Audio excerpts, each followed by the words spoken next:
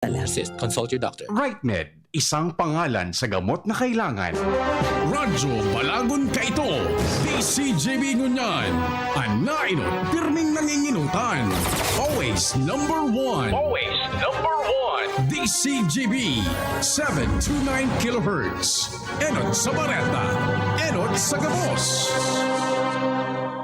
Alas 12:14. Ipinipresentar kan Radyo DZGB ang kabilugan kan mga baretang kinalap kan pinagsarong puwersa kan News Center asin Mega Force Patrol. DZGB Bareta alas 12. DZGB Bareta alas 12. Mga pinakahuring pangyayari sa Kabikolan, sa nasyon asin ibang parte kan kinaban. Iba Bareta na ngunyan. DZGB Bareta alas 12. Ngunyan ang sa inyong tagapagbareta. DZGB Bareta alas 12.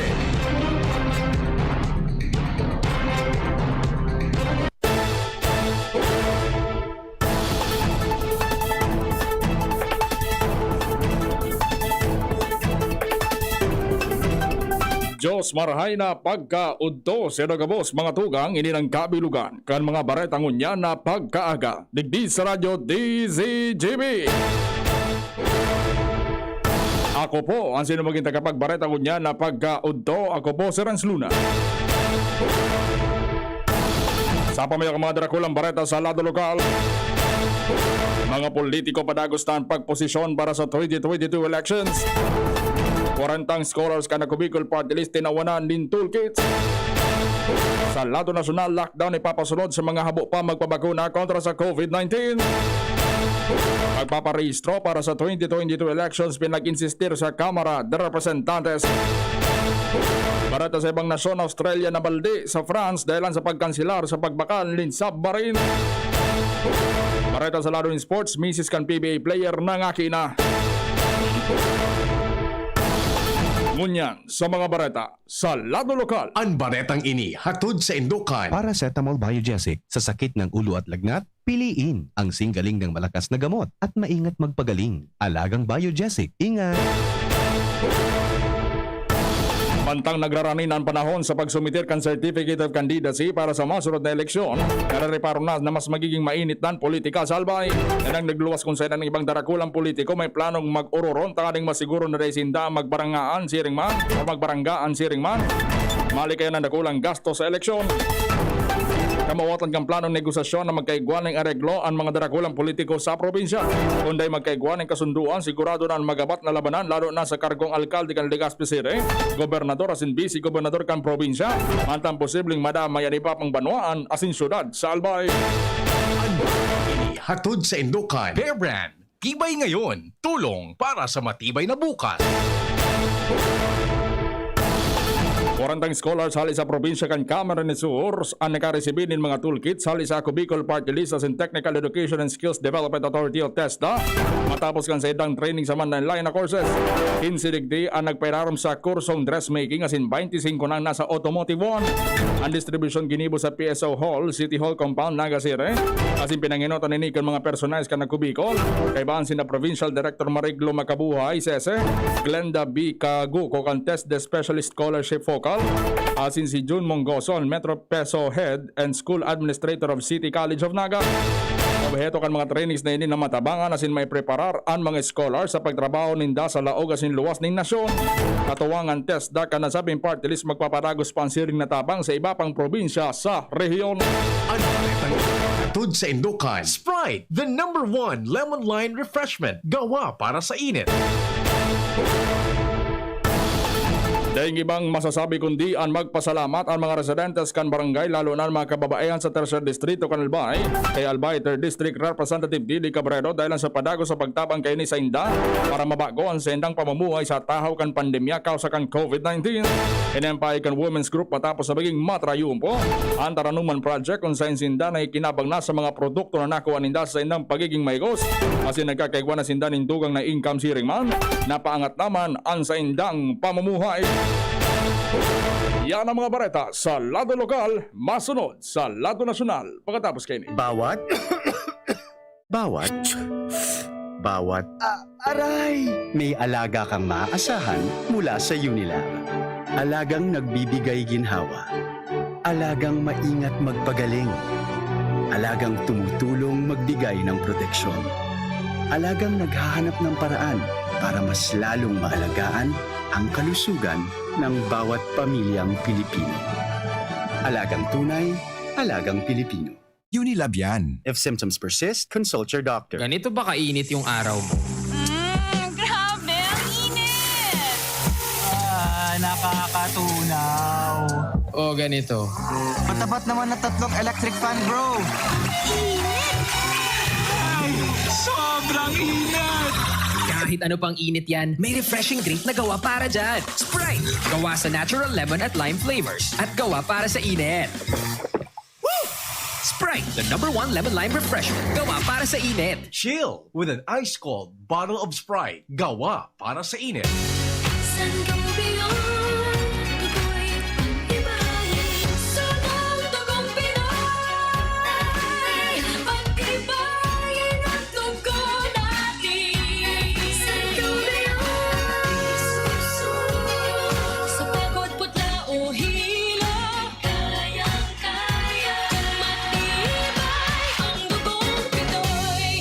Sangobion Iron Plus every day with proper diet and exercise. Multivitamins plus minerals is the generic name of Sangobion Iron Plus. If symptoms persist, consult your doctor. Nakaupo, amoy pawis agad. Konting lakad, amoy pawis agad.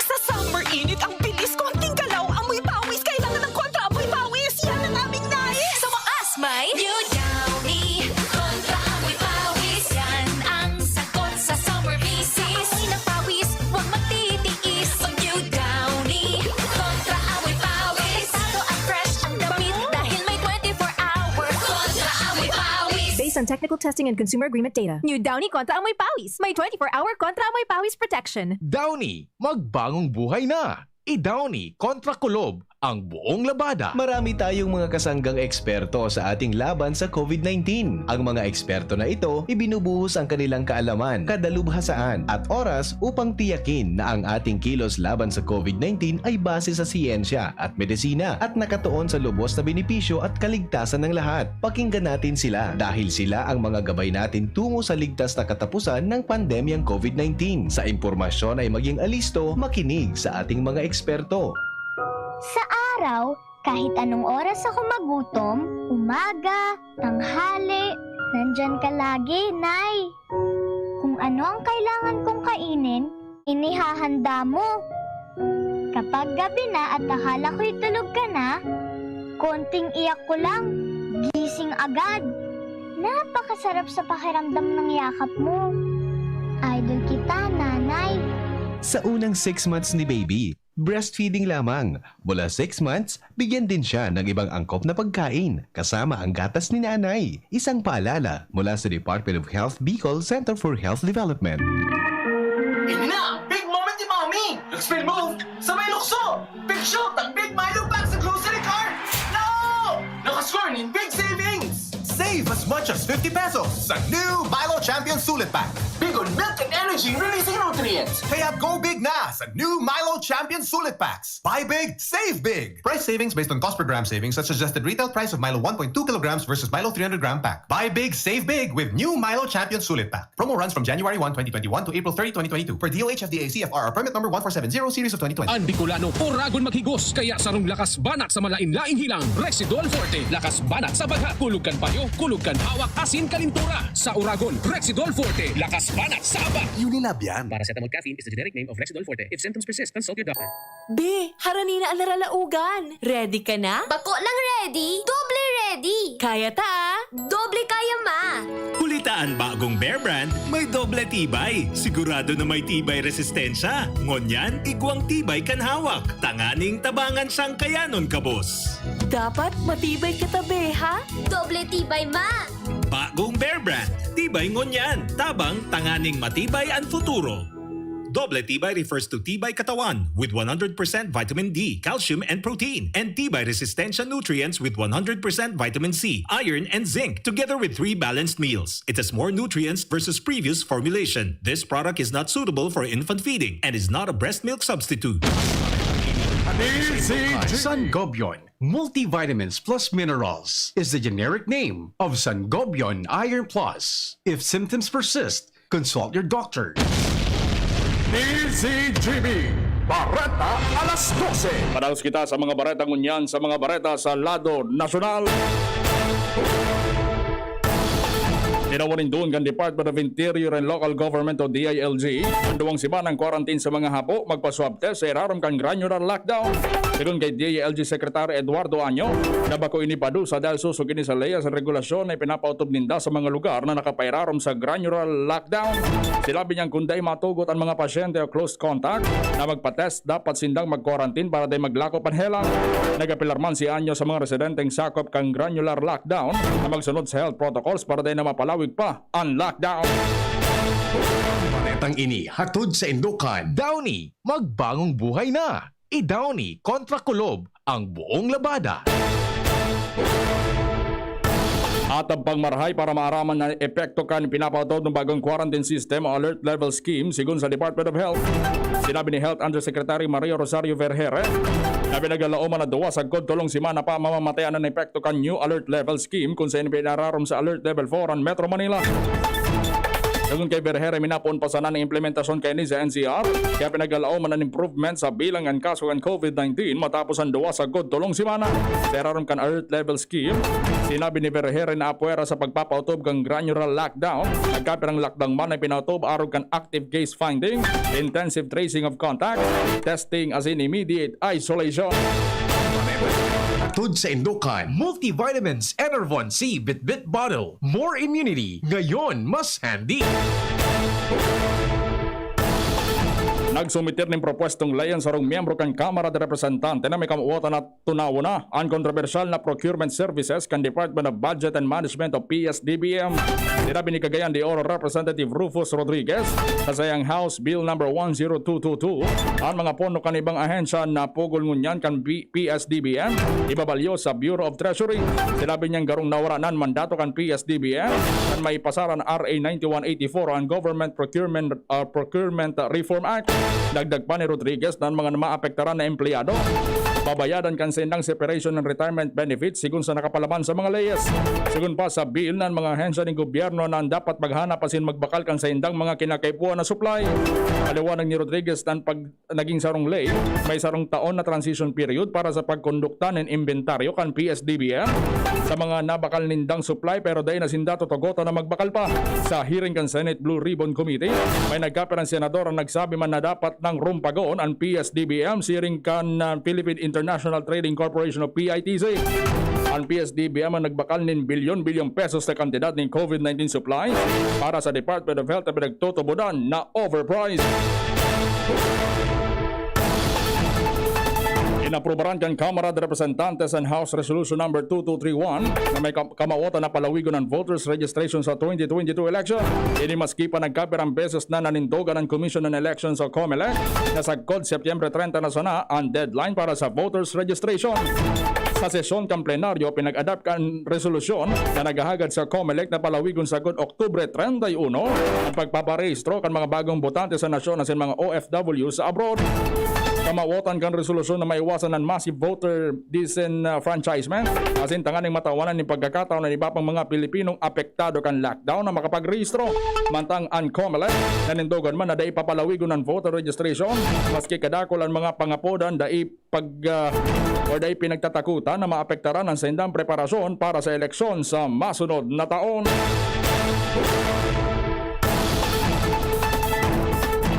Bareta sa ibang nasyon. Ikinadagit ni Australian Prime Minister Scott Morrison ang alegasyon kan France sa pagkanselar ninda ng pagbakal ng mga submarine. Nagluwas ang nasabing issue kan akusaran kan France ang Australia matapos ang pakikipag-alyansa kay ni sa US kasi United Kingdom. Sa nasabing kasunduan kan tulong nasyon nangako ang US na tatabangan ninda ang Australia na makabakal ng nuclear-capable na submarine.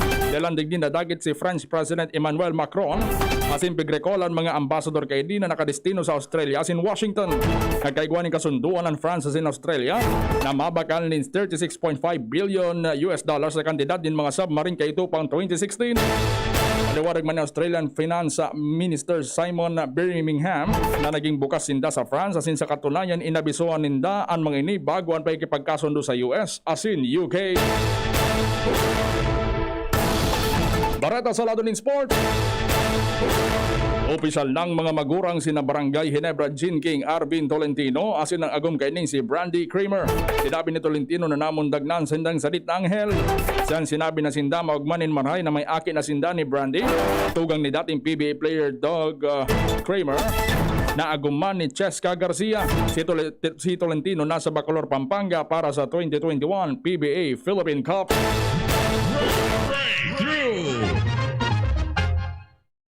Pinaglalaoman na maglayog na ang SpaceX Falcon Heavy rocket sa 2023 sigun sa NASA. Sinabi ni NASA Associate Administrator for Human Exploration, Doug Lovero, na sa paagi ka nasabing project mababawasan ang gastos kumpara sa tradisyonal na sistema. Erot kay ini magkasiblag na pipalayog ang Power and Propulsion Element o PPE asin na Habitation and Logistics Outpost o HALO para sa ngunyan sabay na ini sa sarong rocket na sigun sa NASA. Dakulang savings ini sa pondo asin mabawasan ang technical risk sa program. Naglalawan NASA na makagibo ng gateway station sa sarong elliptical orbit sa palibot kan bulan na pwedeng magamit kan mga astronauts hali sa Artemis Lunar Program na magamit bilang safe haven. Istoryang naiiba!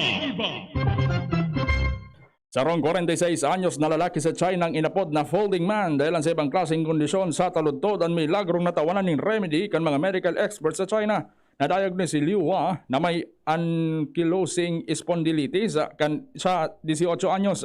Mantang siya nagkaedad palala ang sayang helang asin inapod na siyang folding man sa sindang lugar dahil literal na nakatiklop ang itaas na parte kan sayang lawas asin haros magkadukot na ang sayang pandok asin kandungan. Pobrehon si Liwa sa Hunan Province alagad dahil sobrang grabe na ang sayang kondisyon. Nagtangro ni libreng corrective surgery si Professor Tao Huren kan Shenzhen University General Hospital para matapos niyang muli ang lawas. Winabot ning 46 oras ang operasyon ni Liwa kasi naging matrayumpo ini. Sigun sa team of doctors na nagkonduktakan operasyon na ikukonsiderar sa pasakat sa Mount Everest ang ginibo nindang operasyon kay Liwa dahil sobrang challenging asing komplikado ini. Magkaskas na nakarecover sa operasyon ng folding man asin dakula ang pasalamat niya sa mga doktor na nagbulong sa iyang kamatayan. Flashback! Septyembre 21 kan taon 1972, kaniperarom ni dating Presidente Ferdinand Edralin Marcos ang Pilipinas sa martial law na nagsuspindir sa civil rights asin nagtaon ng poder sa militar. Sa panahon na ini tinunaw man ang Kongreso. Ang Septyembre 21 ang official date kan deklarasyon pero formal na pinag-anunsyar sa TV asin radyo live ni Marcos kan Septyembre 23. Saldaw man ini Septyembre 21 kan taon 1949 kan mailihir sa Ambassador Carlos P. Romulo na pamayo kan Philippine delegation sa United Nations bilang presidente kan 4th General Assembly. Yan ang mga bareta. Sinurat yan sa DZGB News Base. Para magtabang News Director din Prada Siyempre News Manager Mar de la Cruz. Ako po ang sinunang itagkapagbaretang kunya na pagkaunto. Ako po si Renz Luna. Bagong gabo, happy birthday kay Judith Jimenez dyan sa Ginubatan Albay. Maghalin ay magpuknat, masunod na ang programang ISKARAMUSA. Ibang one and only Tagkaro, Luwens Bursi Barcena. Pagkatapos na nagkapira mga Pagirondong. Sindong nadangog ang mga dalakulang bareta ngunyan na aldaw. Ang tabayan ng giraray sa aga, ang sarupang edisyon kan DZGB Bareta alas 12.